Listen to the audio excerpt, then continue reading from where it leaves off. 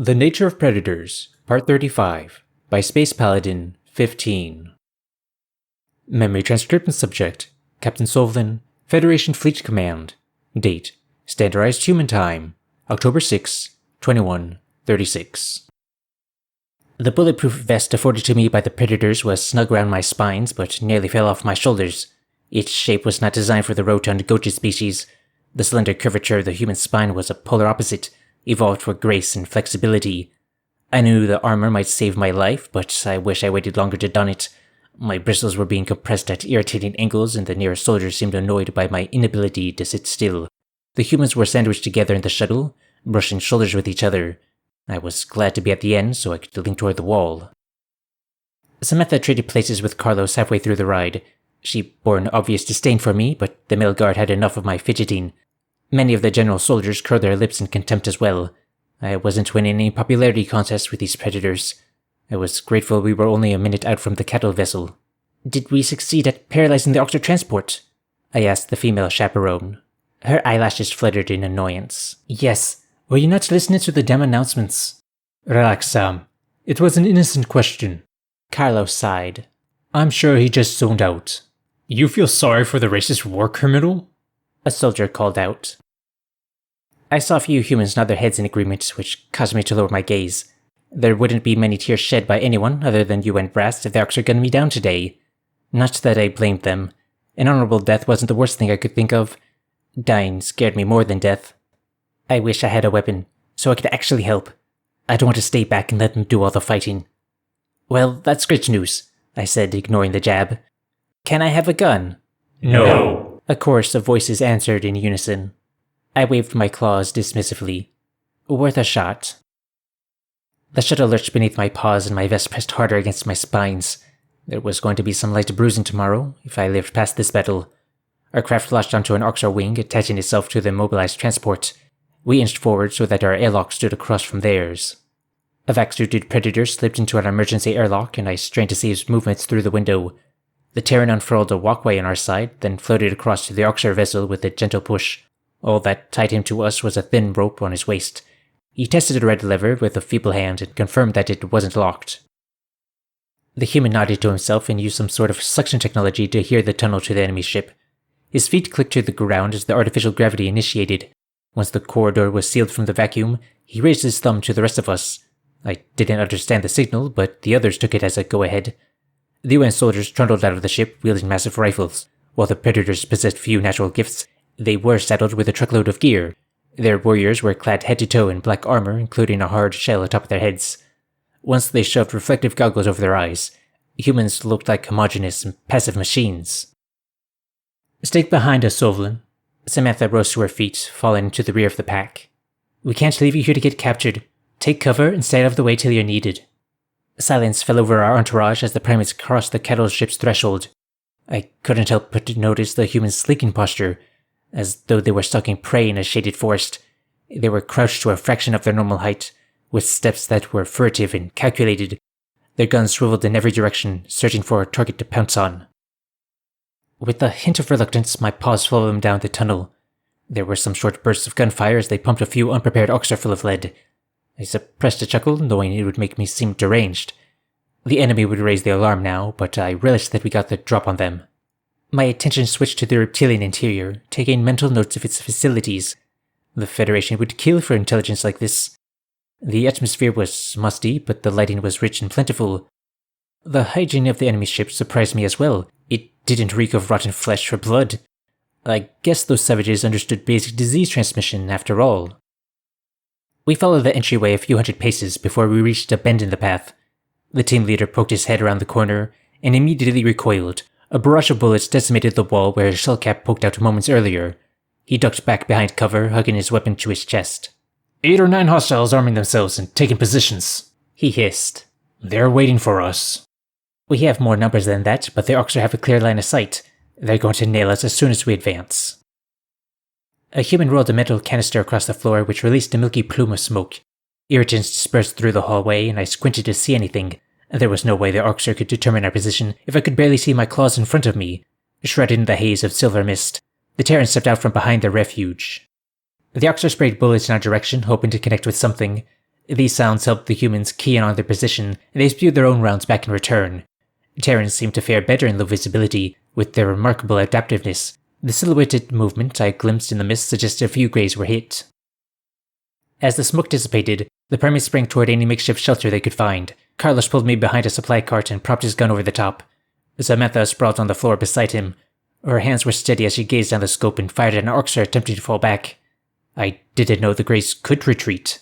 I imagine down that main staircase we'll find living quarters, the cattle pens, and the bridge, Samantha growled. They don't want us to get to anything vital.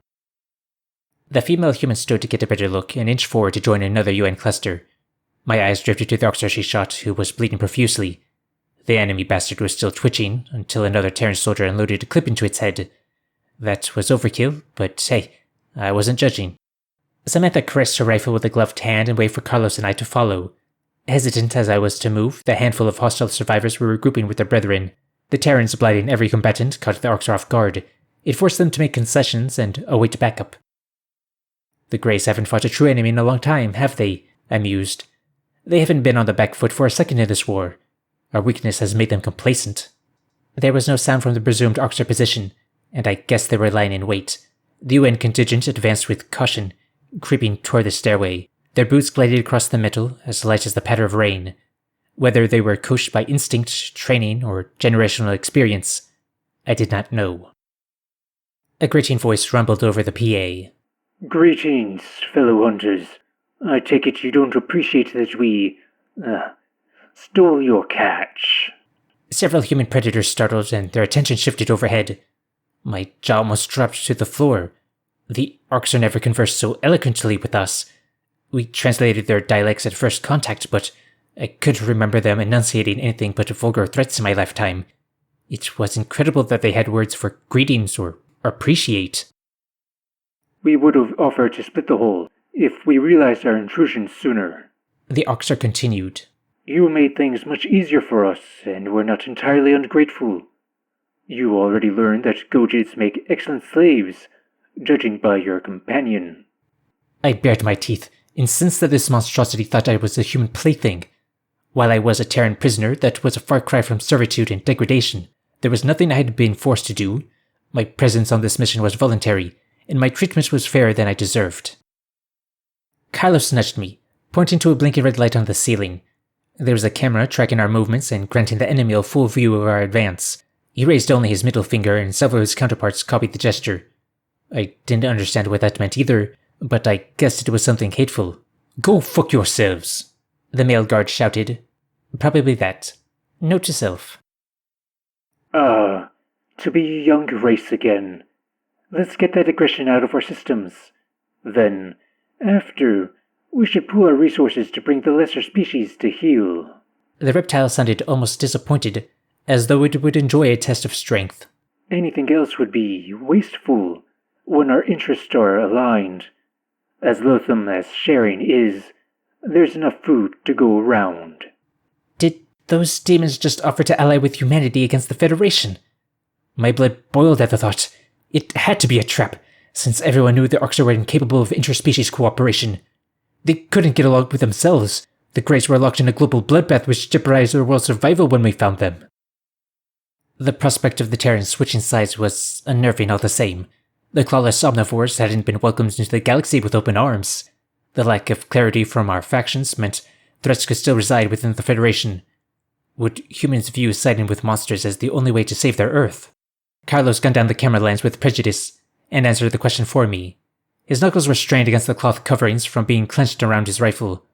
The soldier at the advance's forefront raised a fist, and our posse shuffled to a halt astride of the staircase.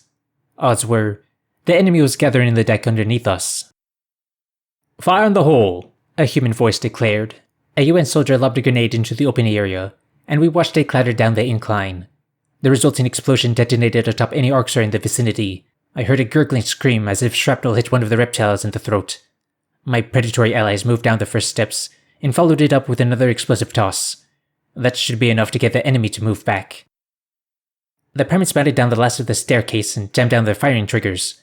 I followed Samantha's movements and tried to keep my head low. We took refuge behind a trash can in what appeared to be a mess hall. There were blood-speckled trays and reading materials left abandoned on the tables. What do you know? Eating sentience is a communal activity, I guess. Orcs gunfire peppered the walls around us and took down several humans. Other Terrans stepped in as soon as they saw a counterpart felled, dragging them to safety. Attempts to stem the bleeding looked hopeless in many cases, but their efforts were charged with emotion. It was mind-boggling how a Predator's warrior class could forge such deep bonds. How they could even think of their fellow man during the insanity of battle was beyond me. The amount of Orcs tickled every flighty urge in my DNA, and overstimulation made my head swim. This was not at all like my revenge fantasies. I was helpless without any weapon if one of them lunged at me. I could sense several reptilian eyes on me. From their vantage point, dinner just walked in front of a firing squad. Malicious snarls sent in my direction told me what they saw in my form. The humans, for all their unwanted teeth-baring, had never seemed so distracted by me. Stay calm, Sovlin. You hate predators. You want them to burn, rot, and die in agony, I murmured. Samantha snorted. Gee, thanks. Not you. You're different. Whatever you... A stray bullet grazed the female's headgear. She sensed it clip her cap and fell back as a knee-jerk reaction. The soldier dragged herself back up against the waist bin with erratic breathing. After taking a moment to collect her wits, she worked to get her rifle situated. Guilt flashed through my mind, realizing my distraction almost killed her. Calling my guards friends would be a stretch, since that required a mutual respect, but they had become familiar faces and I didn't wish for anything to happen to them. There had to be some way for me to help, rather than impede their progress. Carlos was crouched a few paces deeper, using an upturned table as shelter. Several UN soldiers were positioned there, coordinating fire. My eyes widened in alarm as I saw an Orcstar duo attempting to encircle them. I shouted to warn the humans, but the deafening pops of gunfire drowned out my words. Panic flooded my chest as a reptile straightened its rifle. Sitting here and doing nothing wasn't an option. Samantha was too rattled from her encounter to react in time. The mangled Orcstar corpse, downed by a grenade at the base of the staircase, caught my eye. A crazy thought leapt into my head as I glimpsed the bloodied gun in his grip. Soflin, what the fuck are you? The female human began. I dashed out behind cover and retraced my short steps into the room. The tile was slick with blood, which made traction a struggle. Prying the firearm from the beast's lifeless grasp, I tried to line up the shot. My heart was hammering at 1,000,000 parsecs an hour, and my paws quivered too much to steady it. The lead Orcstar fired off the first shot, nailing one of Carlos's companions in the back of the neck. The other humans whirled around, but they couldn't react in the half-second it would take to execute them all. Gritting my teeth, I tried to lock my wrists. I released several rounds, praying I wouldn't accidentally hit the Terrans. 2 of my 5 bullets nailed the first Orcstar, and it crumpled to the floor. Its partner stumbled over the body, which gave the primates enough time to swivel around. An unfamiliar Terran blew off its head with panic motions. Carlos turned his masked skull, looking for the source of the shots that saved him. His gaze faced me as I skittered back to Samantha. The female snatched the firearm from my grip, tucking it under her arm. You're really going to take the gun away? I groaned. I saved... She offered a grudging sigh. You saved Carlos's life. I'm good at killing. For a Gojid. Let me help, please. Not a chance. Don't even think about pulling a stunt like that again. I chewed at my claws and leaned back against the wall. Several human corpses were strewn about the entry point, suggesting many hadn't been as lucky as Carlos. These Terran soldiers were resilient, but it was evident Orcstar marksmen had wicked accuracy. About half of our active allies appeared to be nursing injuries, which spoke to an unrivaled ability to persist through pain. Then again, I couldn't tell when crimson bloodstains were theirs or a comrade's. Regardless, our ranks weren't unscathed. From what I could make out of the scenery, the Greys had suffered their fair share of casualties too. Their numbers were whittled down to 10 or so by my estimation. The UN warriors were stating to gain ground and flush the enemy out. I don't think the reptilians were prepared to fend off a larger contingent of predators. The hostile gunfire ceased without warning, and I tilted my head in bewilderment. A firearm skittled across the floor, followed by a series of others. A handful of Orcstar rose to their full height, watching the primate's next move. The humans paused their barrage, suspicion glowing in their eyes. What in the name of the Protector was this?